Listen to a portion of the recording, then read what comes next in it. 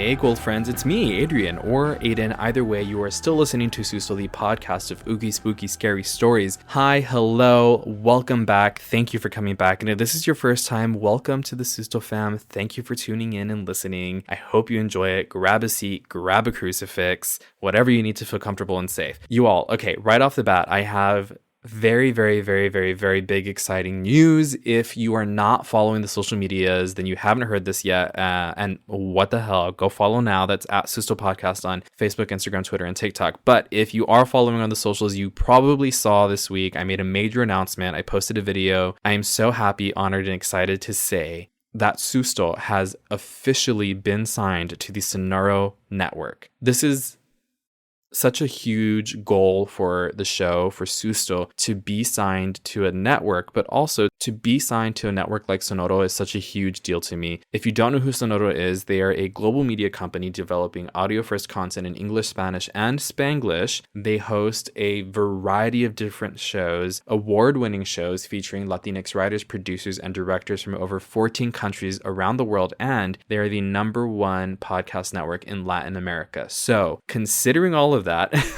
you can imagine that it is such an honor to be even considered to join their network, and I'm so grateful. I'm so excited. Also, I just want to clarify this: nothing changes for you as a listener. You should still be subscribed to the show wherever you're subscribed to. You should still have access to it wherever you listen, and if you don't for whatever reason, please let me know and I will work to fix that. But we have spent some time taking care of all of that behind the scenes work, making sure that the show has migrated onto their platforms and their websites and all that. So, like I said, nothing should have changed for you. You should be able to listen to the show wherever you were listening, and you should still be subscribed and all that. And for patrons, same thing goes for you. Nothing has changed for you. You still have access to all the same benefits and perks that you had access to before. Patrons are going to have, again, 24-hour access, but also ad-free listening. That's going to be the biggest change that you'll notice in this transition, is that there will be ads on the show now. So, like I said, if you are a patron, you'll have access to ad-free listening. You don't have to do that. Again, no one has ever had to sign up for the Patreon. That's all just like extra benefits. The show is still available for free. So keep listening, keep enjoying, and thank you all so much. I appreciate it. One last thing before I get into the story, just make sure that you stick around to the last half of the show. I'm going to be reading some letters from the beyond there. So again, if you have your own stories, video, picture, audio recording, anything that you want me to share on the show, you already know how to send those to me. DM them on social media, leave them in review, or email them to sustopodcast@gmail.com. All right. Now we're going to go ahead and get into the show today, which is the story of Humberstone and La Noria in Chile.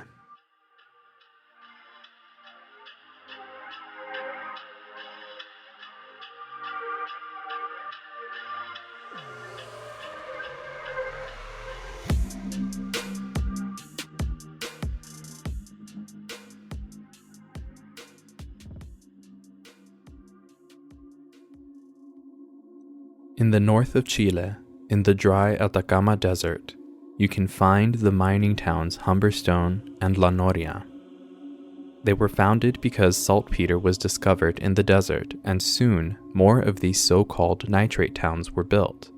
But the fairy tale didn't last long, and the towns were abandoned, but that doesn't mean they're empty. Saltpeter is a raw material which can be used to create fertilizer. This element was very important in the late 19th century. When it was found in the dry Atacama Desert, mining towns started popping up very fast, like Humberstone, which was founded in 1872. At its peak, 3,000 people worked and lived on site. Things were going well, but working at the mines was tough. The hard labor and the hot sun made the working conditions extremely hard, and when a man got a job there, his whole family had to join in, even his children. In 1960, Humberstone was abandoned and left to decay for decades. But in 2005, it was declared a UNESCO World Heritage Site. La Noria is even older than Humberstone and was founded in 1826. It is the oldest saltpeter mine in Chile. Many people worked and lived there, and there was even a railway line connecting the town to Iquique. When saltpeter started to become an important export product, more mining towns were founded. La Noria did suffer from the competition, but a fire nearly completely bankrupted the town in 1901. The final blow was given when synthetic saltpeter was discovered in Germany during World War II, and the city was abandoned. Both towns are real ghost towns today. Humberstone may be a museum during the day, but at night, the former residents who never left roam the grounds. La Noria is even more creepy and desolate, especially the huge cemetery that makes visitors feel very uncomfortable. But are both towns haunted? Those brave enough to visit say yes. People have experienced the paranormal for years in Humberstone. People have heard disembodied voices, unexplained knocks and bangs, and doors that tend to slam and shut on their own. Black shadow masses and full-body apparitions have been seen in the whole town, but there are 2 paranormal hotspots in Humberstone.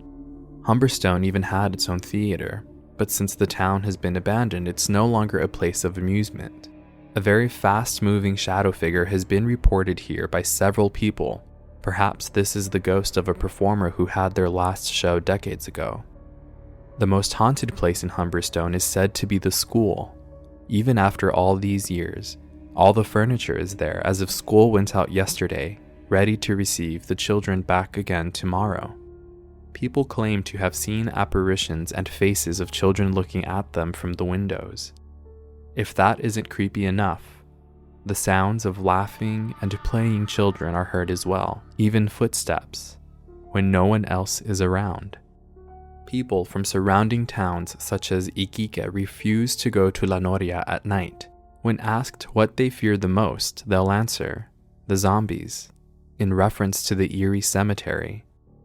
La Noria has a huge cemetery which was left to decay. The wooden crosses at the cemetery are rotted and weathered, and the dry air, hard wind, and the hot sun afflicted some of the graves so much that the bones of the deceased can be seen when you walk by. The open graves may have also been the work of grave robbers, but the people from the neighboring towns claim to have seen figures rise from the graves and walk towards Humberstone at night. They are convinced that these zombies opened their own graves.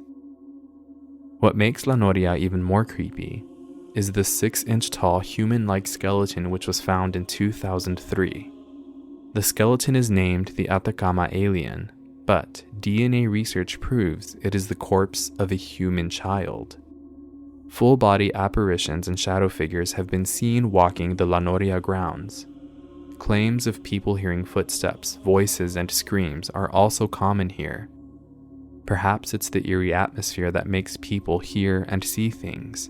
But there is a possibility the enslaved mine workers never left. You can visit the Humberstone Museum today. For a few dollars, you can spend as much time here as you'd like. Visiting La Noria is a different story. It's much harder to access, even though it seems entirely open. There's only one real way to get in and out because the roads towards it are blocked. But beware of the fact that this is still a harsh desert. So make sure to take plenty of water with you, because you wouldn't want to get stuck here forever.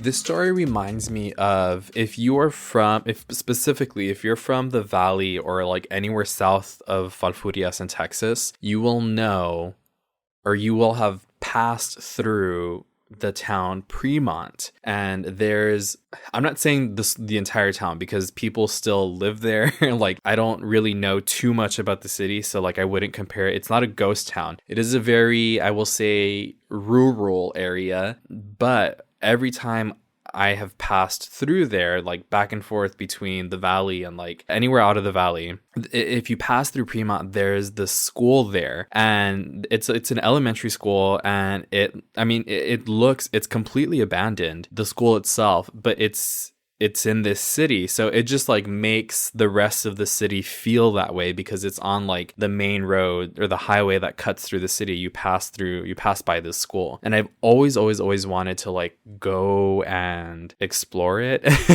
But I am too scared. Even watching those like urban exploration videos on YouTube, those freak me out. Even if we know nothing is going to happen and they're there in the middle of the day, it scares me. Back to the original point, I pass this school all the time and I always see it. I'm like, God, I wonder like what the history is, or like even the whole city. Like I said, it's not a ghost town. Like people still live there. People pass through there constantly. I have just always driven through it and I really don't know anything about it other than I always see that school and it just gives me this feeling of like it's, abandoned, even though it's just a school. Anyway, if you all know someone or you happen to be someone who's from Fremont or who has spent an extended amount of time there, please tell me more about it. I know I could Google it, but I think it'd be really cool to hear from someone who has spent some time there. But yeah, I do also have some letters from the beyond, so I'm going to go ahead and read those now.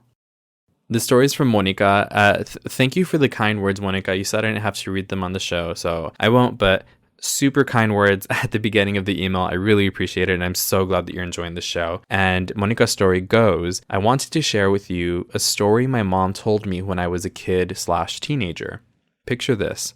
Donna, Texas, 1970s, at my grandparents' old house. May they rest in peace. It's an older neighborhood, so the houses are mostly wooden or cinder block with little AC units sticking out of the windows instead of central AC even now. The power lines hang kind of low in front of everyone's driveway, right above where the driveway goes out onto the street. Anyways, my mom was born in 1963 and grew up in that house. She was an only child, but both my grandparents have huge families, so there was no shortage of cousins around at the time. It was summer in the mid-1970s, and my mom was hanging out outside with her parents and her cousin, my tia. My grandpa was most likely fiddling with something in the garden, and my grandma was sweeping the dirt off the patio. The two girls were seated on the back of my grandfather's car on top of the trunk, looking out across the street. It was a beautiful, warm summer night, so they and all their neighbors had doors and windows open to let in the cool breeze. On a particular night, the neighbors directly across the street, a couple, were fighting loudly in plain view of everyone outside. My mom says she, her cousin, and my grandparents were all just watching the neighbors fight like it was an episode of Jerry Springer. Apparently, back then this was normal, and I feel like if I tried to do that now, my neighbors would make eye contact and ask me what the fuck I'm looking at. Yeah, probably. And I can't fight, so I would have to run immediately. Monica continues,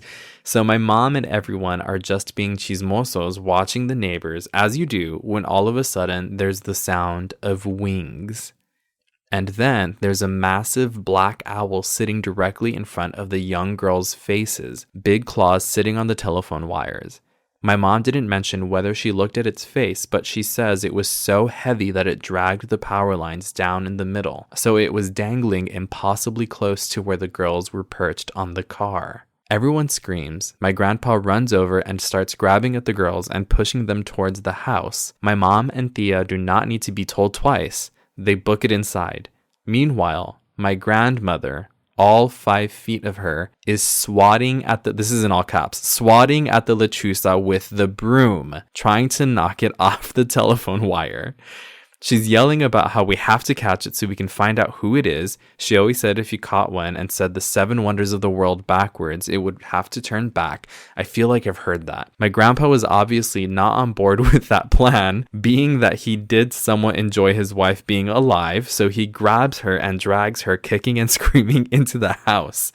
The lechuza flies off. My grandma forever blames my grandpa for costing her the only chance she would ever get to catch a lechuza. They didn't mention if its face was a woman's face or not, but in my family the story was always told that they could transform their whole body, including face, into the owl in order to hunt their prey undetected. Plus, having lived out on that street for the first 7 years of my life, I can tell you there are no wooded areas around or anywhere for an owl to live. Just a lot of old single-story houses and tiny yards. I mean, I'm not a scientist or anything, but I would think an owl big enough to sink down on a power line would need a pretty big area to live. Anyway, to me, it doesn't really matter whether they actually saw a lechuza that night. It is such a good story because it shows exactly who my grandmother was. At that moment, she fully believed that there was a shape-shifting witch who most likely killed for this ability sitting directly in front of her, and her first move was to try and knock the bitch out with a broom.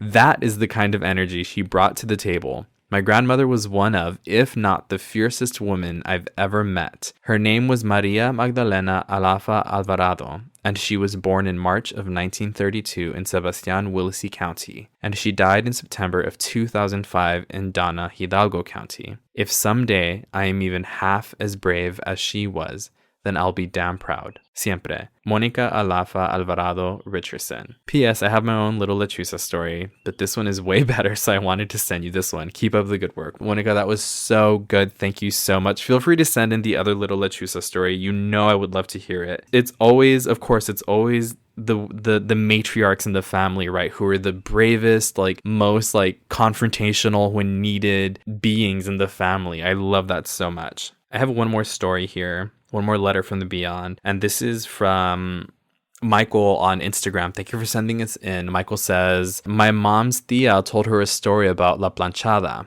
and it goes, she told her that she was a nurse in the 50s or 60s in Mexico City. Apparently, La Planchada was just an incredible and compassionate nurse, and she died in a car accident or a fire. Then she came back to work at the same hospital. The tia said she heard that she would take care of the worst cases and help them out. Then they'd make a miraculous recovery, or she would help them die. My tia was a nurse from the 70s until 2003 when she retired. She did hear that La Planchada was at a bunch of hospitals in Mexico City too. Michael, thank you for sending that in. In case you all are unsure who Michael is talking about, they are referring to La Planchada from episode 22, and that's a story of this ghost nurse. Highly recommend that story. And Michael, thank you so much for sending that in.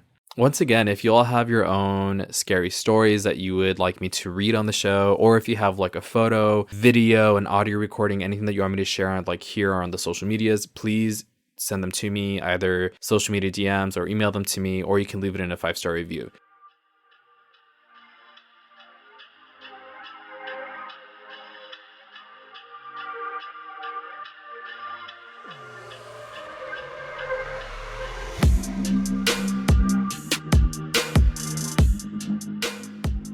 Thank you all so much for tuning in today. As I mentioned earlier, I am so very excited to be joining the Sonoro Network. It means so much to me, and I'm so excited for some of the things that I think I'll be able to do now. Make sure that you stay tuned. Check out all of their other shows. They have some really amazing content. Like I said, lots of behind the scenes work and lots of things going on there. But yeah, I'm so excited for this, and thank you all so much to everyone who's been listening for such a long time, to all of you who have sent in your stories, who have left reviews, who follow along on the social medias and all of that. I truly appreciate it. I don't think I would have even been noticed or considered to join this network if it wasn't for those of you who listen to the show and follow online. Again, thank you so much, and don't take a wrong turn. Bye.